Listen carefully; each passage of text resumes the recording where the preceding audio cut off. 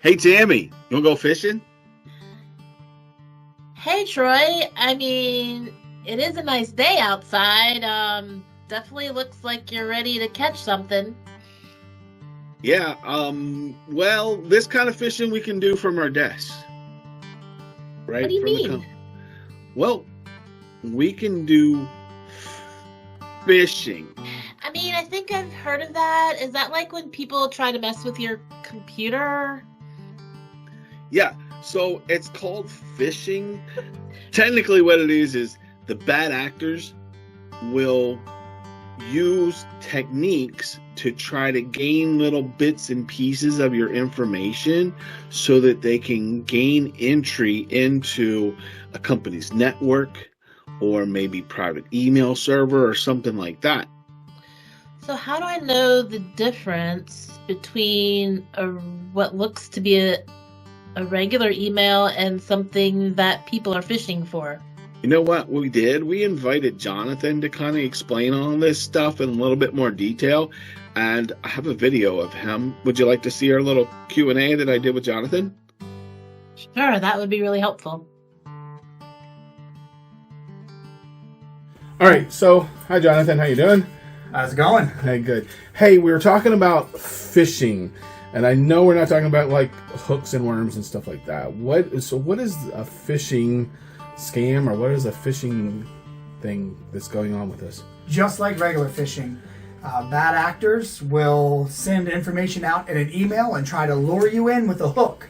And that's where we get the acronym of phishing. So it'll often be something like urgent, critical, or look what your fellow coworkers are making at this accidental HR document that was leaked. So look for things that were out of place, right? This is not normally the kind of message that I would get, or I don't generally interact with this person. And it's just as much so inside our company from one to another, but from outside as well. So it's very likely that another company may have become compromised, and you're getting a message from maybe a company that you do deal with regularly, but it's not the kind of information you would normally get. So it's very, very critical that we look at things like the name.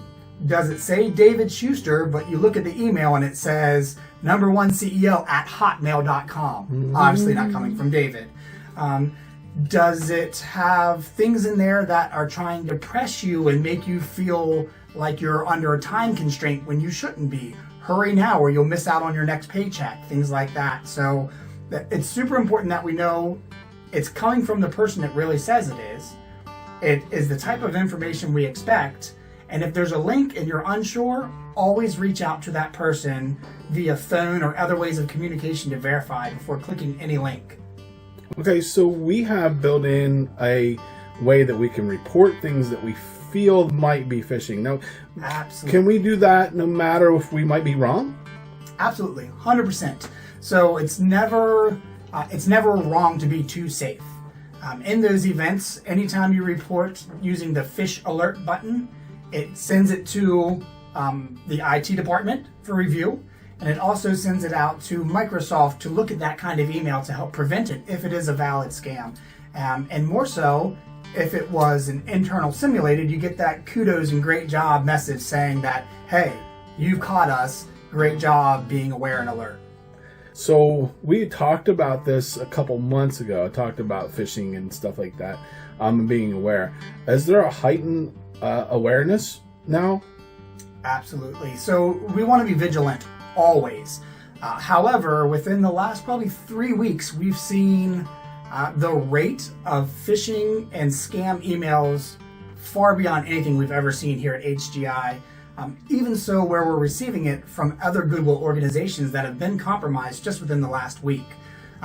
So again, even if it's not somebody internal or if it's somebody that you generally do communicate with, it's always important to say, is this really from that person? And is this really the message that it's portraying to be?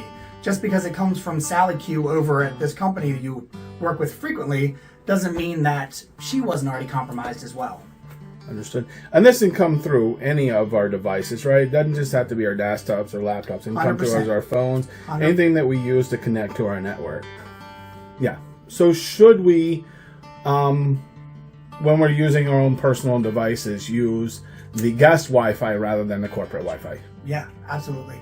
So only corporate-owned devices should be on the labeled network corporate Wi-Fi.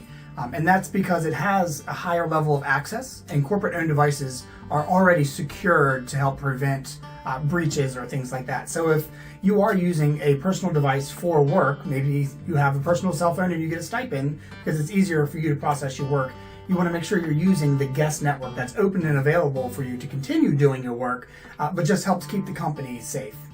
Mm-hmm. Is there anything else you want our staff to know? Anything you really need to point out for them? Just be aware, be alert. Like the phishing simulations that we use, know before you click. Know it is who it says it is, know it's actually going to the right place. And it's not just emails. We have received smishing. I don't make these names up, but it is SMS phishing. So we have already, as Google employees or in our company, have received text messages with links that have information about the person that has that phone, trying to get them to text a link and then sign in with their password, where the bad actor would then capture all their Goodwill login information. All right. So stay on your toes. All right. Thank you very much. Absolutely. Hey, Dammy. Caught you an email. You gotta be quicker than that. And yeah, so that's really good to know.